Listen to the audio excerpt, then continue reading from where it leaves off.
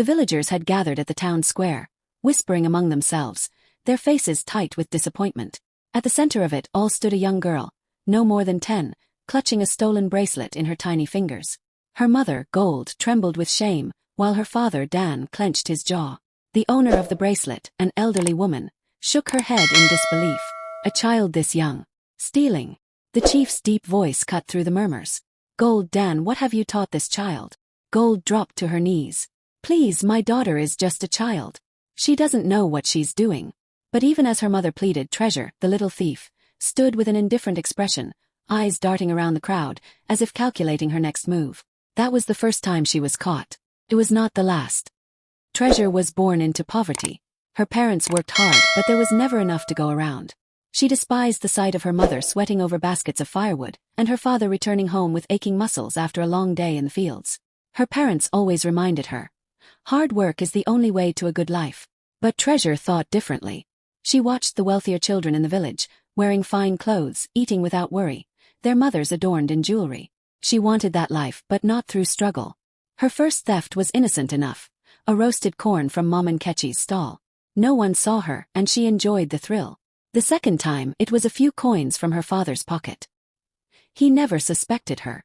But as Treasure grew bolder, so did the risks. One evening, Gold found Treasure slipping a beaded necklace into her wrapper. Treasure, she gasped. Where did you get this? Treasure lowered her eyes. I found it. Liar. Dan thundered from the doorway. I warned you about this. Gold grabbed her daughter's shoulders. Listen to me, Treasure, stealing is a curse. If you continue down this path, it will bring you shame. But Treasure refused to listen. The warnings, the scoldings, even the punishments, nothing changed her. As years passed, Treasure's greed grew. She no longer stole out of need, but out of desire. A bracelet here, a coin there, it became a habit. By 15, she had mastered deception. She would smile sweetly at traders, pretending to admire their goods while her fingers worked swiftly, slipping small items into her wrapper. Her parents noticed but felt helpless. Maybe she will change, Gold told herself. But Treasure had no intention of changing. Her hunger for more was just beginning. The market was crowded that afternoon, voices rising and falling like waves. Treasure walked through the stalls, her eyes darting from one vendor to another. She had learned to blend in, to move unnoticed. She stopped at a fabric stall, running her fingers over a bright red cloth. How much is this one, she asked, her voice as sweet as honey. 500 naira, the vendor replied. Treasure gasped. That's too much for a poor girl like me. The woman smiled. Then buy a cheaper one. Treasure pouted. If only I had enough money. The vendor, distracted by another customer, turned away for a moment. That was all Treasure needed. With a swift movement, she slipped the cloth into the folds of her wrapper and walked away. She was almost at the end of the market when a loud voice stopped her. Stop right there. Treasure froze. She turned slowly to see the vendor marching towards her, followed by a small crowd. I knew something was missing. The woman pointed an accusing finger. Search her. Treasure's heart pounded. She had been caught before, but this time was different. This was the market, not her village.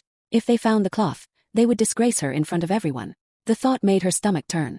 I didn't steal anything, she protested, taking a step back. A young boy, eager to prove himself, grabbed at her wrapper. Treasure slapped his hand away. How dare you touch me? The crowd murmured. An older man stepped forward. Then let us search you. If you're innocent, you have nothing to fear. Treasure swallowed hard. There was no way out. When she returned home that evening, her eyes were swollen from crying. The market women had found the cloth and paraded her through the streets before letting her go. Gold and Dan were waiting for her. You have disgraced us, Dan said, his voice tight with anger. Treasure dropped to her knees. I'm sorry, Papa. I swear, I'll never do it again. Gold wiped her tears. Treasure, why? Why can't you be content with what we have? Treasure didn't answer. She had no intention of stopping. She had simply been careless. Next time she would be smarter. Months passed, and Treasure became even more careful. She avoided stealing in places where people knew her. Instead, she targeted travelers, people who wouldn't recognize her or report her to her parents. She became skilled at slipping coins from pockets, taking small items that no one would miss immediately. She thought she was untouchable. Then she met Precious. Precious was everything Treasure wanted to be. She wore fine clothes, carried herself with confidence, and never seemed to lack anything. You steal? Precious asked when she caught Treasure slipping a comb into her bag. Treasure's breath caught. No, Precious laughed. Relax, don't judge. In fact, I can teach you how to do it properly. Treasure hesitated. Teach me. Precious leaned in. You're playing small. Coins. Fabrics. That's for beginners. I can show you how to get real money. How to get the life you want. Treasure's heart raced. She had always stolen out of greed, but this This was an opportunity. She took Precious' hand. Teach me. Treasure had never been so nervous. She and Precious stood outside a small shop at the edge of the market, waiting for the perfect moment. Watch carefully, Precious whispered. Distraction is everything. A woman entered the shop, carrying a heavy basket on her head. As soon as she placed it down, Precious stepped forward, bumping into her on purpose. I'm so sorry, Mama, Precious exclaimed, grabbing the woman's arms as if to steady her. The woman, caught off guard, waved her off. It's fine, my dear. In that short moment, Precious' free hand slipped into the woman's open basket, grabbing a small purse. She tucked it under her wrapper so smoothly that even Treasure, standing right beside her, almost didn't notice. Treasure's eyes widened. That was fast. Precious grinned. That's how you do it. No rushing, no hesitation. If you look guilty, people will suspect you. Treasure felt a thrill rush through her. She had stolen before, but never like this. Never with this level of skill. I want to try, she whispered. Precious nodded towards a young man counting money by a fruit stall. Go ahead. Treasure's heart pounded as she approached him, pretending to admire the bananas beside him. She watched his hands, distracted, careless. His pouch of money rested just inches away. She reached out. Her fingers brushed the pouch. Hey, what do you think you're doing? That one, she whispered to Precious. Precious raised a brow. Too risky. She looks important. Treasure smirked. Exactly. People like her don't think anyone would dare touch them. They don't pay attention. Precious hesitated but nodded. Be fast. Treasure moved confidently, weaving through the crowd until she was close to the woman. The woman was laughing, her hand gesturing as she spoke to a friend. Treasure's fingers brushed the chain around her neck. In one swift motion, she unclasped it and turned away. She had done it. But before she could disappear into the crowd, a firm hand gripped her wrist. Treasure's heart stopped. She turned slowly and found herself staring into the sharp eyes of the woman's friend, a tall, broad-shouldered man. What do we have here, he said, voice dangerously calm. Treasure's mind raced. The chain was already hidden in her wrapper, but the way he looked at her made her feel naked. Nothing, she said quickly. I was just passing by. The man's grip tightened. Then why are you shaking? Treasure opened her mouth, but before she could speak, Precious appeared beside her, all smiles. Uncle. It's been so long, she exclaimed, grabbing the man's other arm. Do you remember me? I'm Ada, your cousin's friend. The man hesitated. Cousin's friend? Yes, from the wedding last year. Let me greet Auntie. She turned to the woman. Good afternoon, Ma. You look beautiful today. The woman, slightly confused, smiled politely. Treasure used the moment to slip her wrist from the man's grasp. Sorry, we have to go, Precious said quickly, pulling Treasure away before anyone could protest. When they were finally out of sight, Treasure collapsed onto a bench, gasping. That was close. Precious shook her head. Too close. You need to be careful. Treasure only grinned. That was thrilling. Precious sighed. You're playing a dangerous game, Treasure. But Treasure only saw it as a challenge. Treasure adjusted the fine wrapper around her waist, admiring herself in the tiny cracked mirror in her room. The cloth was stolen, of course. So were the earrings dangling from her ears and the small perfume bottle she dabbed on her wrists. She had come a long way from the girl who stole roasted corn and loose coins. Now she carried herself like a queen. People no longer saw her as just the daughter of poor parents. They saw her as a girl who always had something new. Golden Dan noticed. One evening, as Treasure hummed a tune and oiled her skin, her mother's voice startled her. Where are you getting all these things? Treasure turned, her face blank. What things? Gold stepped into the room, eyes scanning her daughter from head to toe. The new clothes, the earrings, the perfumes. Treasure, you don't work. You have no business. So where do they come from? Treasure shrugged. People give me gifts. Gold's eyes narrowed. Who? Treasure sighed, rolling her eyes. Mama, must you question everything? I have friends who are generous. Gold's lips pressed together. I don't believe you. Just then Dan walked in. He had heard the conversation from outside. You think we're fools, he said, his voice low but firm. Treasure felt her chest tighten. Her father rarely spoke unless he was truly angry. I don't steal anymore, she blurted. Dan stepped closer. So you admit you were stealing before? Treasure bit her lip. She had slipped. Gold placed a hand on her chest, shaking her head. Treasure, we have warned you. You can't continue like this. A person who takes shortcuts will fall into a deep pit. Treasure folded her arms. Maybe I don't want to suffer like you too. Maybe I don't want to break my back in the sun for pennies. Dan's jaw tightened. So you'd rather live a lie. Pretend you are something you're not. Treasure smirked. If I look rich, people will treat me like I'm rich. And one day, I will be. Gold's voice cracked. At what cost, my daughter? Treasure turned away, pretending not to hear. She was done with their lectures. Treasure's obsession with looking wealthy grew. She needed to impress, to outshine. When she heard that a grand wedding was happening in the next village, she saw it as an opportunity. There will be important people there, Precious told her. Rich men, wealthy traders. If you play your cards right, you could meet someone who will take care of you. Treasure's heart leaped at the thought. This was what she had been waiting for. But there was a problem, she had nothing grand to wear. A few days before the wedding, Treasure visited a tailor's shop. A stunning lace dress hung near the entrance. It was the kind of dress only rich women wore. She ran her fingers over the fabric, imagining how it would look on her. The tailor, a kind-looking woman, smiled. Beautiful, isn't it? It's for Madame Kem's daughter. She's picking it up tomorrow. Treasure forced a smile. It must be expensive. The woman chuckled. Very. Only the wealthy can afford such things. Treasure swallowed hard. She needed that dress. That night, while the village was asleep, she made her move. The tailor's shop was easy to enter. Just a weak wooden latch. Treasure slipped inside like a shadow, grabbed the dress, and disappeared into the darkness. By morning, the entire village was talking. Who could have stolen such an expensive dress? People murmured. Treasure pretended to be just as shocked as everyone else. She spent the day hiding, only stepping out when it was time to leave for the wedding. She arrived at the event glowing. The lace dress hugged her figure perfectly, and heads turned as she walked past. She felt powerful, untouchable. But her moment of glory was short-lived. Just as she was about to take a seat, a sharp voice rang out. That's my daughter's dress. Treasure's body stiffened.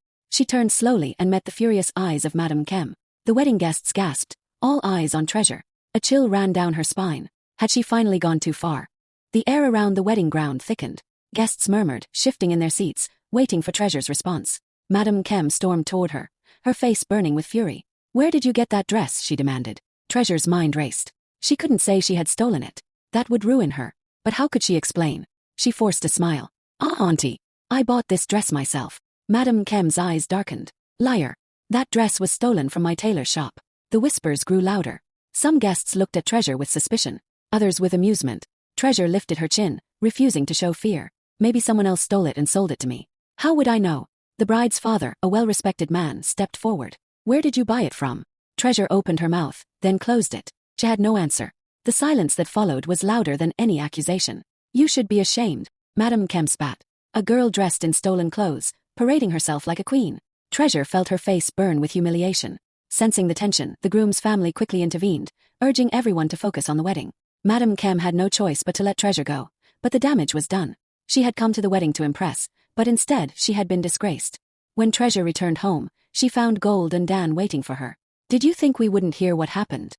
Dan's voice was calm, but his eyes held deep disappointment. Treasure threw her wrapper onto the bed. It wasn't my fault. Gold shook her head. It never is it? Treasure glared at her mother. So what if I took the dress? What do you want me to do? Live like you, struggling every day for nothing. Gold's lips trembled. I want you to have dignity. Treasure scoffed. Dignity won't feed me, won't clothe me, won't make me important. Dan sighed. And stealing will. Treasure looked away. She was tired of these conversations. One day, Dan continued. You'll reach for something too big. And when you fall, no one will catch you. Treasure rolled her eyes. I won't fall. Gold looked at her daughter with sadness. I pray you realize the truth before it's too late. Treasure didn't reply. She had no time for their warnings. She had bigger things to chase. Despite the embarrassment at the wedding, Treasure refused to slow down. She wanted more. She had heard stories of rich men in the city. Men who could buy anything, give a woman everything. That was the life she wanted. One afternoon, she confided in Precious. I need to find a wealthy man. Someone who will take care of me. Amaka smirked. That's not hard. But rich men don't just pick any girl. You need to act like their type. Treasure leaned forward. Teach me. Precious showed her how to talk, how to dress, how to behave like a woman of wealth. Treasure transformed herself. She no longer behaved like a poor village girl. She walked with confidence, spoke with charm, and carried herself like she belonged in luxury. To work. One evening, she caught the attention of a young man named Chaik. He was quiet, simple, and dressed like an ordinary trader. But Treasure had sharp eyes. She noticed the way people treated him with respect. She saw the fine leather of his shoes, the gold ring on his finger. This was no ordinary man. She smiled at him. You look like someone important. Chaik chuckled. And you look like someone who likes important people. Treasure laughed, tilting her head in a way she knew men liked. Maybe. Chaik was different from other men. He didn't boast about his wealth, didn't try to impress her. But Treasure was patient. She knew how to play the long game. She let him chase her. She made him believe she was a prize. Slowly, he opened up to her. I've been looking for a woman with a good heart, Chaik told her one evening. Someone simple, not greedy. A woman who will love me for who I am, not for what I have. Treasure smiled sweetly. That's the kind of woman I am. Inside she laughed. If only he knew. Treasure knew she had to be careful. Chaik was no fool. Unlike the other men she had tricked. He was quiet, observant. He never flaunted his wealth, never spoke carelessly. But Treasure had spent years learning how to play this game. She made herself appear humble, never asking for anything, never talking about money. She dressed modestly, spoke softly, and pretended to be the perfect village girl. To work, Chaik fell for her. One evening, as they sat under the moonlight, he reached for her hand. "Treasure," he said gently, "I want to marry a woman with a good heart. A woman who values love over riches." Treasure smiled sweetly, squeezing his hand. "That's all I've ever wanted, Chaik. A simple life with a good man." Chaik's eyes softened. "Then maybe I've found the right person." Treasure felt a thrill in her chest. If she played this right, she could secure her future. But there was something she didn't know. Chaik was testing her. A few days later, Chaik invited Treasure to visit his home. She was excited, expecting a grand house filled with riches. But when they arrived, her smile faltered. The house was small. The furniture was old. There were no servants, no signs of wealth. Treasure's heart sank. This wasn't what she had expected. Chaik noticed her hesitation. "It's not much," he said, "but I believe a home is about love, not luxury." Treasure forced a smile. "Course. As long as we're happy, that's what matters." But inside she was screaming. Had she wasted her time on a poor man? That night she sat in her room, thinking. She had spent months acting like a simple girl, believing she was securing a rich future. But what if Chaik was truly poor? She couldn't marry a man who had nothing. No, she wouldn't. She had come too far to settle for less. The next time she visited Chaik, she tested him. She sighed, running her fingers over her dress. "I saw the most beautiful necklace today. It would look so nice on me." Chaik only smiled. "I'm sure it would." Treasure waited, expecting him to offer to buy it. He didn't. A few days later, she mentioned a new wrapper she wanted. Again, Chaik didn't react. Her patience ran out. "Chaik, don't you think a man should spoil the woman he loves?" Chaik looked at her carefully. "Treasure, would you love me if I had nothing?" Treasure forced a laugh. "Of course. I love you, not money." Chaik's face remained unreadable. "Then we don't need material things to be happy." Treasure felt frustration bubble inside her. This man had nothing. He was useless to her. She had to leave him. A few days later, Treasure met Precious and poured out her frustration. "I wasted my time," she fumed. "Chaik is just a poor trader.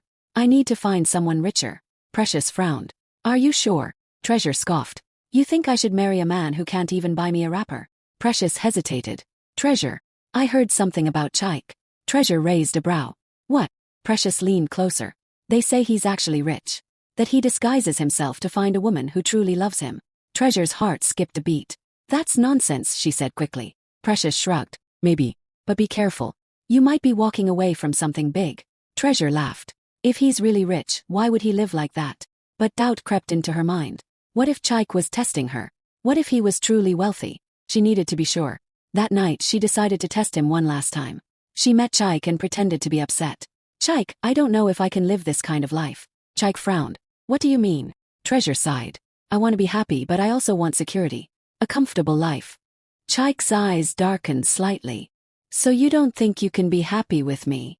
Treasure hesitated. "Not if we're struggling." Chaik was silent for a long time. Then he nodded slowly. "I understand." Treasure felt relief. Maybe now he would reveal the truth. Maybe now he would prove he was rich. Instead he smiled sadly. "Then I won't waste your time, Treasure. You deserve what you truly want." Treasure blinked. "What?" Chaik stood up. "If wealth is what you seek, I am not the man for you." Treasure felt panic rise in her chest. "Wait, Chaik, But he had already turned away. Treasure watched him walk into the night, her heart pounding. Had she just lost something important?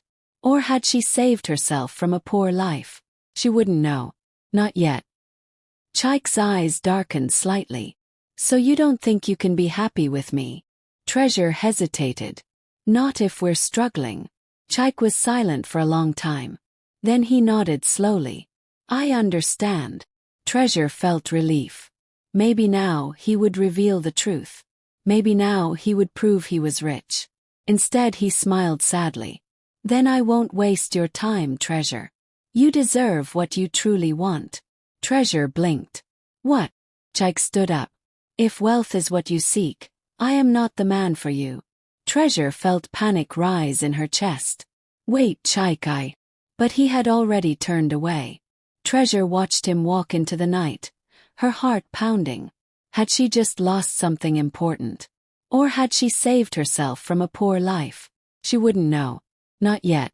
Treasure paced her room, her mind spinning. Had she made a mistake? Well, Chaik was poor. She had done the right thing. But precious words haunted her. They say he's actually rich. That he disguises himself to find a woman who truly loves him. Could it be true? Treasure couldn't rest. She needed to find out. The next morning she asked around. No one knew much about Chaik's wealth. Some said he was just a trader. Others whispered that his family was well connected in the city. Treasure grew restless. What if she had walked away from the very life she had been chasing? She had to know. She decided to go to his home one last time. When she arrived, the house was empty. She knocked. No answer. She asked the neighbors. He left early this morning, one woman told her. Said he wouldn't be coming back. Treasure's stomach dropped. She ran to the market, asking if anyone had seen him. He's gone, a trader said. They say he left for the city. Treasure's hands trembled. She had lost him.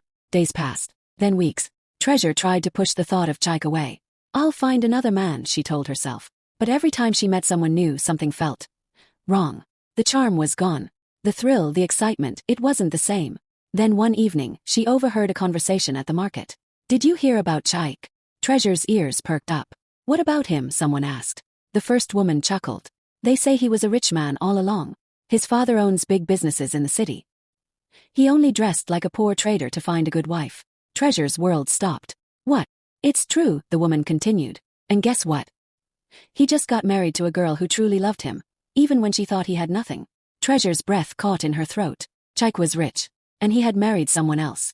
The realization hit her like a heavy rock. She had spent years chasing wealth, stealing, deceiving, only to lose the very thing she had been looking for. If she had been patient, if she had just trusted him.